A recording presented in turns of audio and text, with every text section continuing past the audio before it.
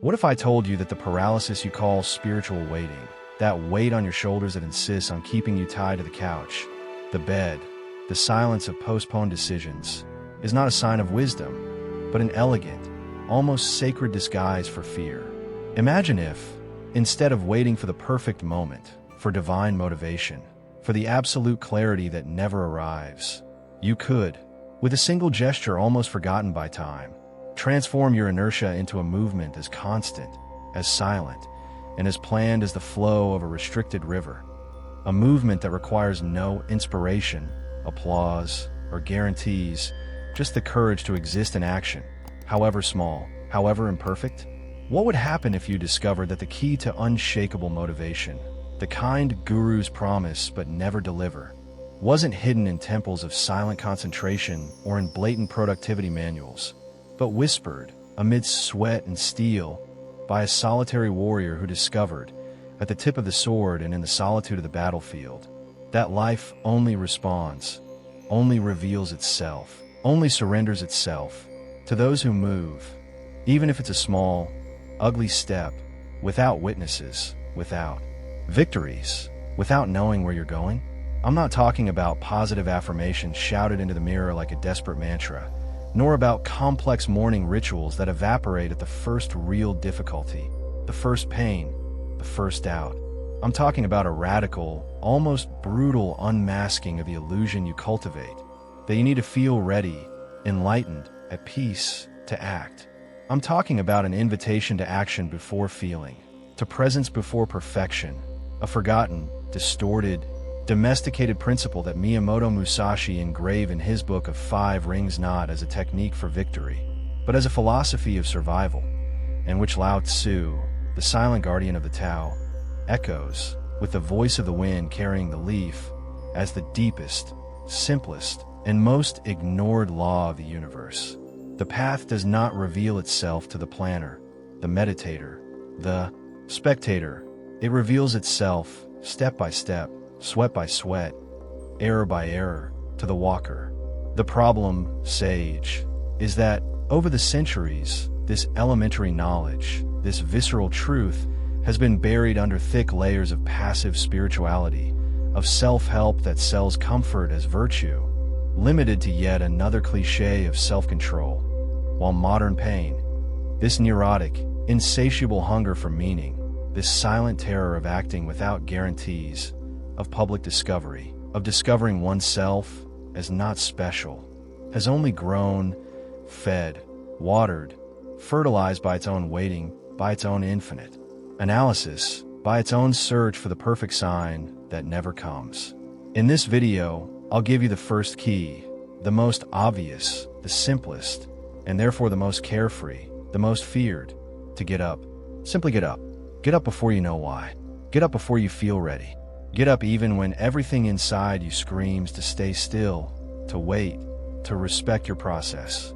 If you feel deep in your bones, in the marrow of your weary soul, that you're ready to stop waiting and start moving, even without a map, even without a compass, even without knowing your destination, comment below. Movement is my prayer. The journey begins now, not to find the motivation you've lost, but to discover with astonishment and trouble that it was never out there. It was born, always born, from action, not from thought, from gesture, not from prayer. You've tried everything, haven't you? You've planned every detail, meditated for hours, seeking clarity, visualized success as if it were a movie, read books, watched videos, attended workshops, waited for the right moment, the planetary alignment, the sign from the universe. And yet, there you are, stuck, more tired perhaps, or more skilled, more sophisticated in the art of specifying inertia, transforming it into spiritual patience, into misunderstood wu-wei, into respecting my own rhythm. You feel deceived, not by life, but by yourself, as if you betrayed, day after day, a silent promise you made on the altar of your own soul. The promise to live, not just to exist. They promise clearly, but deliver only more layers of fog. The fog of endless analysis, of eternal preparation, of searching for a sign that never comes. Because the sign, wise one, is movement itself. Why does nothing truly work? Why is the feeling of drive, of inner fire, always so fleeting, so ephemeral, evaporating before you even take the first step? The answer, sage, lies not in your lack of discipline, nor in your laziness, nor in your lack of focus. It lies in the nature of the discipline itself, of the motivation itself, that you seek. The invisible, most dangerous error of the modern era is to treat motivation as an emotional state to be achieved, a sacred feeling, a victory that must precede action, as if it were a god to be invoked with mantras and incense. But it is not that. It is a consequence. It is the spark that arises significantly from the friction of action with the world, of the body in motion with concrete reality, not from the silence of contemplation, not from the vacuum of exercise meditation. A piece is missing. We need to understand deeply, viscerally, that the spiritual discipline Lao Tzu and Musashi point to is not one of contemplative stillness, of mountain retreat, of absolute silence, but of constant movement, even imperceptible, even when it hurts, even when it doesn't make sense. Remember the first time you tried to meditate until you feel motivated. You felt silent, in perfect posture, took a deep breath, and instead of clarity, you only found more pressure, more internal war, as if you were committing violence against your own nature. Try to force a flower to bloom by shouting. This is because trying to force motivation is like trying to light a fire with the wrong wind. You only extinguish the flame, only fuel frustration, only bury the desire to act deeper. The missing piece, the master key, is action without permission, movement before meaning, presence in the smallest gesture, even if it is just getting up from a chair, even if it is just writing a word, even if it is just taking a step forward in the dark without a flashlight. This invitation to action, this almost rude call to existence in motion, was not born in modern offices, nor in productivity bestsellers that promise miracles in 7 days. It was whispered, shouted, lived on the blood-soaked battlefields of feudal Japan, etched in ink and sweat, in pain and discipline, by the samurai Miyamoto Musashi, the undefeated, the solitary, the eternal seeker, and echoed, in perfect harmony, by the serene, unwavering voice of the flowing river, of Lao Tzu, the master of flow, the guardian of the Tao. It is a knowledge that sees life not as a puzzle to be assembled silently, piece by piece, for fear of making mistakes, but as a dance to be lived in motion, without rehearsed choreography, without an audience to applaud, without a judge to score, just presence, just surrender to the rhythm of the now. And it is complemented, in subtle, almost imperceptible stories, by other truths that understand, in their own traditions, the sacred nature of impulse, by Zhuangzi, who laughs, with his ironic humor, at those waiting for a favorable wind to sail, and asks, with a smile on his lips, if you would rather die of cold on the shore or burn the fire with your own hands, even if they are empty, even if they are trembling. By Ryokan, the monk poet who found fullness, beauty, and grace in his cracked bowl, passing himself with simplicity, with lightness, with joy, even in poverty, even in solitude. By Bankei Yotaku, who whispered, with the voice of the purest truth, that the unborn heart is already in motion, already complete, already at peace. It needs no addition, no correction, no hope. But here, the sage, the one who guides, who sustains, who lights the way, is Lao Tzu. Your authority comes not from dogma, nor from rituals, nor from promises. It comes from the serene, patient, loving observation of nature, of the water that flows, persistent, obstinate, even when the bed is dry, even when the stone seems insurmountable, of the root that grows, silent, powerful, in the densest shadow, without asking permission, without seeking the light, simply being, simply growing. This is the safe haven, the true haven, where you belong, far from the shallow, empty promises of static enlightenment, of immobile peace, where spirituality is practical, timeless, profoundly, viscerally human. It is here, in this ancient tradition, in this living wisdom, that the map resides, not to overcome inertia, but to transform it into a continuous movement. Not heroic, not perfect, not spectacular, but real, everyday, sacred in its imperfection, in its simplicity, in its stubbornness. The transformation I promise, sage, is not dramatic, nor spectacular, nor miraculous. It is silent, it is revealed, it is above all practical because it arises from doing, not from thinking, from acting, not from planning. It is not about never again feeling inertia. That is a dangerous illusion, a trap that only breeds more guilt. It is about never again being enslaved by it, never again allowing it to dictate the rules of your life, to define your limits, to steal your days. It is about profoundly changing the way you inhabit the world, not the world itself. It is about discovering, with a sigh of rupture, that freedom is not the absence of weight, but the art, the skill, the grace of carrying an emotion. It is not the absence of doubt, but the capacity, the courage to act even with it pulsing, throbbing, in your chest, in your throat, in your hands. This transformation is possible. It is real. It is accessible because inertia, in its rawest, truest essence, is not a defect. It is not a character flaw. It is not proof of weakness. It is a sign of life. It is the hoarse, desperate cry of your soul asking, begging, to be freed from the gilded prison of perfection, from the paralyzing fear of making mistakes, from the unhealthy cult of the ideal moment. The perfect guru, the infallible technique. It points with a gentle but firm finger to where you stop trusting yourself, where you confuse spirituality with immobility, peace with paralysis, wisdom with hope. And by following this map, by listening to this cry, you don't win a battle. You return home, to the center, to the movement that has always been there, pulsing, insisting, under the crushing weight of your own waiting, your own analysis, your own search for the perfect path.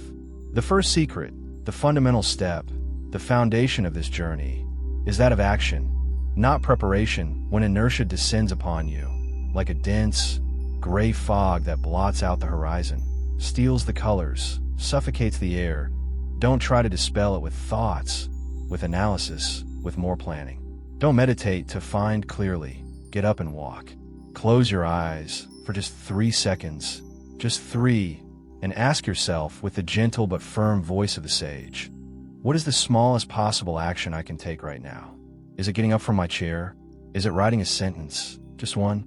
Is it taking a step forward, even if it's in a dark room? Is it picking up the phone and discarding a number, even if your voice trembles? Name it, without judgment, without criticism, without expectation, like a warrior who chose his first battle, not for glory, but for survival. Ah, here you are, my first move, my first act of courage. This simple, minimal, almost invisible act of action, guided by the serene voice of Lao Tzu, is the beginning of alchemy, the first step toward transmutation. It's when you stop being inertia, a victim, a spectator of your own life, and become the agent, the creator, the protagonist of movement. Spiritual neuroscience, this bridge between the mystical and the material, confirms. As you age, even slightly, your body releases dopamine, the neurotransmitter of motivation, pleasure, and reinforcement, regardless of your initial emotional state, regardless of your belief, your faith, or your hope. Bruce Lipton whispers with the voice of science that your actions change your biology, but it is Lao Tzu who echoes, with the voice of ancient truth, louder, deeper. The path reveals itself in the walking, not in the planning. This is the level of body and mind, considering the frozen energy, feeling its texture, its weight, its color, and playing deliberately, intentionally, with a minimal gesture, with an almost imperceptible movement. It is the practice, the only true practice, that transforms paralysis into impulse, fear into courage, hope into life. The second secret is that of counterintuitive revelation. Your inertia isn't a lack of strength. It's too much demand. She doesn't lie. She doesn't play dirty games. She points out, with surgical precision, without mercy, but also without malice, the tyranny of perfection you impose on yourself, The overwhelming fear of acting without guarantees, of failure, of being judged, the dream postponed, push to tomorrow, to next month, to next year, by the seductive, deadly illusion of the ideal moment. Lao Tzu doesn't say don't wait. He says, with the wisdom of experience, the perfect vessel is the one that has been broken and put back together. The perfect path is the one that has been diverted and taken again. Your inertia, sage, is the map, the guide, the compass for this radical accessibility, for this loving surrender to imperfection, to error, to deviation. Allow yourself a direct experience, now, in this moment. Remember, with affection, with compassion, the last time you postponed something important, something your heart cried out to be done. Was it a creative project, dying of starvation in the drawer? A difficult, painful conversation that needs to be said? A fresh start, a change of career, city, or life that you dream of but postpone? Now, delve deeper, beyond the surface of guilt and shame. What was this procrastination, this inertia, really trying to tell you in its eloquent silence? A man put off writing for 7 long years, 7 winters, 7 summers, waiting for divine permission, a heavenly inspiration that would never, ever come, until he realized, in a profound silence, that he was actually waiting for the forgiveness of an absent father, the recognition he never received. A woman postponed a career change for years, dreaming of a day when she would feel enlightened enough, ready enough to deserve it, until she felt, deep in her chest, a tightness, an ache, which was in fact the muffled cry of the woman she had forgotten how to be, of the passion she had buried beneath her responsibilities. When heard, truly heard, without judgment, without haste, inertia becomes a rhythm. You will feel, as you do this exercise, a different kind of rupture, a space opening within you, not from the emotion having left, not from the pain having disappeared, but from having finally been recognized, welcomed, validated. It is a subjective proof, the intimate certainty that you're on the right path, that you are, finally, coming home. The modern emotional trap, the most subtle, the most dangerous, is to use this inertia as fuel to seek more clarity, more techniques, more gurus, more retreats, while the most urgent, the most vital, the simplest clarification, that movement precedes meaning, that action generates motivation, remains ignored, buried, forgotten. The sage does not seek perfection. He seeks presence in gesture, in action, in the now. The third secret is that of Wu way of action, the art of acting without forcing your sense here. Sage, we enter the level of the spirit, the core of Taoist wisdom. Imagine motivation again as that fire you desperately try to light, blowing against the wind, blowing with all the strength of your lungs, with all the anxiety of your soul. The more you blow, the more you extinguish, the more frustration you generate, the more ashes you produce. One day, maybe today, maybe tomorrow, maybe at this very moment, you stop blowing. Let the silence, let the wind take its course. And then, without explanation, without effort, without merit, a spark emerges, timid, small, but alive. Not because you forced it, not because you deserved it, but because you stopped stifling it, trying to control it, trying to tame it. This is what way it is action without required effort. It is flowing with the Tao, with life, with the natural movement of things. It's daily practice, not as a rigid ritual, nor as a spiritual obligation, but as an invitation, a loving reminder, is this. Whenever you feel inertia rising like a black tide, before thinking, before analyzing, before seeking a reason, ask silently, with the sweet and firm voice of the sage, what is the smallest move I can make right now, without asking the world for permission, without expecting victory, without seeking meaning, and then do it. Don't seek an answer in words, in thoughts, in justifications. Let it come as an impulse in the body, subtle, certain, accomplished. It can be a step, a gesture, a written word, an object moved. Ryokan wrote, with the simplicity of a healthy person, my cracked bowl still holds rice. This is how you are, cracked by pain, by mistakes, by life's falls, but still, absolutely, sufficiently capable of nourishing, of being nourished, of being in movement, of living. Lao Tzu echoes, with the voice of ancient experience. Wisdom does not wait for a favorable wind. It learns to row against the tide, and discovers with astonishment that the tide was teaching it, was strengthening it, was preparing it. Your inertia is this space, this void, this silence crying out to be filled. Not with reason, not with justifications, not with more spirituality, but with the silent, powerful fullness of your presence and action, of your being in motion. The fatal error, the most dangerous illusion, is to think that motivation is a permanent state, a cloudless blue sky, a waveless sea. It is not. Motivation is a rhythm, like the tide, like breathing, like the heartbeat. It comes, goes, returns, disappears, returns. The sage does not seek the absence of inertia. He learns to move with it, to dance with paralysis, to embrace fear, until it, inertia, remembers, with a smile, that it was always, in essence, not an enemy, but an invitation, the most urgent, most loving invitation, to take the first step. The fourth secret is that of transformative metaphor. The fire that only starts when you stop blowing this is the level of emotions and transmutation, where pain becomes fuel, where fear becomes courage. Visualize your motivation not as a flame to be summoned with mantras, rituals, or promises, but as a fire that you, in panic, in desperation, try to light by blowing against the wind. The more you blow, the more you extinguish, the more frustration you generate, the further you move away from the fire you desire. Until one day, exhausted, defeated, and without strength, you stop. You let go of the silence. You let go of the wind. And you realize, with astonishment, with an almost childlike joy, that the fire never needed your desperate breath. It only needed your gesture, your presence, your slightest movement, your courage to light the first twig, even if trembling. Sit now, in spirit, before this seemingly dead fire. Look at the embers, the ashes, the silence. What are they trying to tell you today, at this very moment? You are waiting for a sign that will only come after you move, that will only come as a response to your gesture. You confuse spirituality with immobility, peace with paralysis, wisdom with infinite hope.